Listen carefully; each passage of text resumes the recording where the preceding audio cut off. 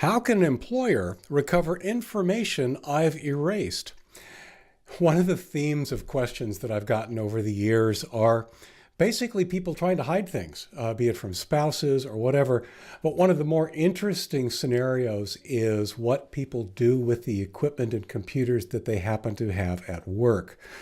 The short answer is you probably don't want to do whatever it is you're afraid you might be caught doing.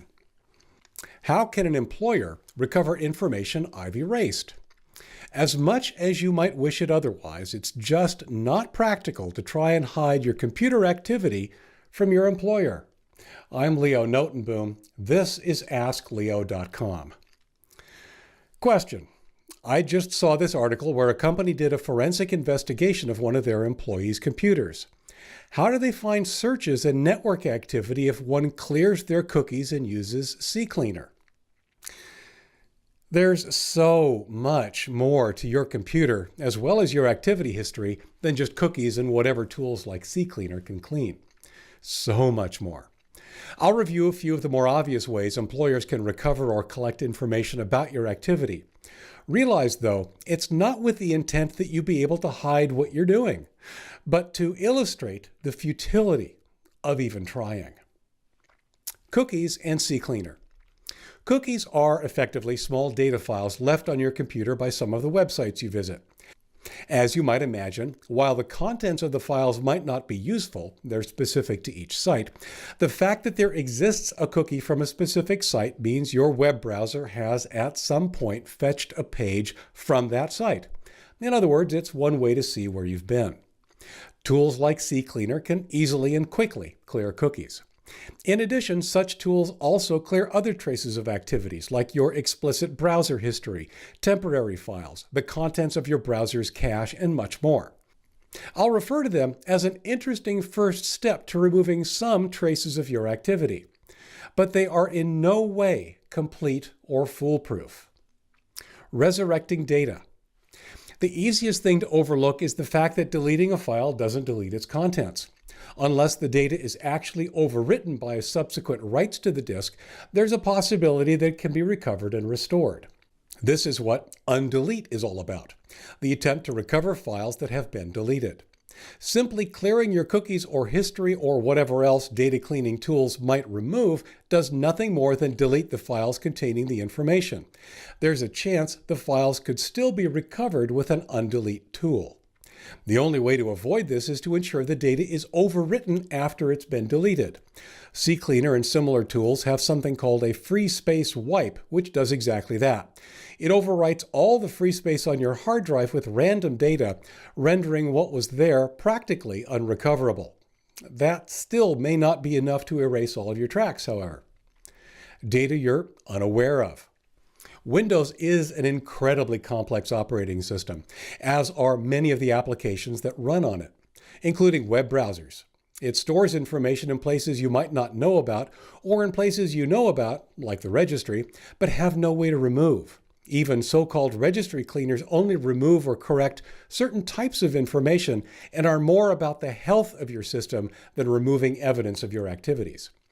Even the paging or hibernation files could be analyzed by someone knowledgeable to collect or infer information about what the computer was used for, where you visited, or what you did. There's simply no way to know that there isn't some amount of evidence of your activities left somewhere. So, honestly, the only way to truly remove all evidence of your activity from your computer is to erase it completely. There are two approaches, using tools like dban to literally erase the hard disk, or to reinstall Windows from scratch, ensuring you do a reformat of the hard disk as part of the process, and a free space wipe when the install is complete. Both of those things are likely to trigger warning signs from an employer. Besides, they may still not be enough. Your computer isn't needed to keep tabs on you. When we think about tracking and evidence of our activities, we immediately think of all the data that's stored on our device. While I'm sure your company would love it if you left all your tracks on the machine, it's very possible that they don't need them.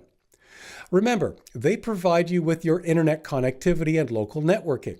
That means they can monitor where you go, what you do, and what you access from another computer, like an internet gateway.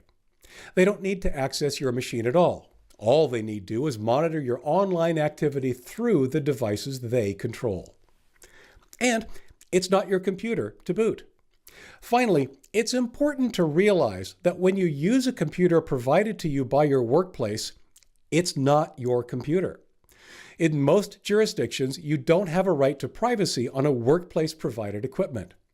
The most obvious implication is that your employer has the right to snoop on what you're doing by examining your computer or monitoring your internet traffic. More concerningly, though, your employer could install spyware on your machine or interfere with the privacy implied by HTTPS secure websites.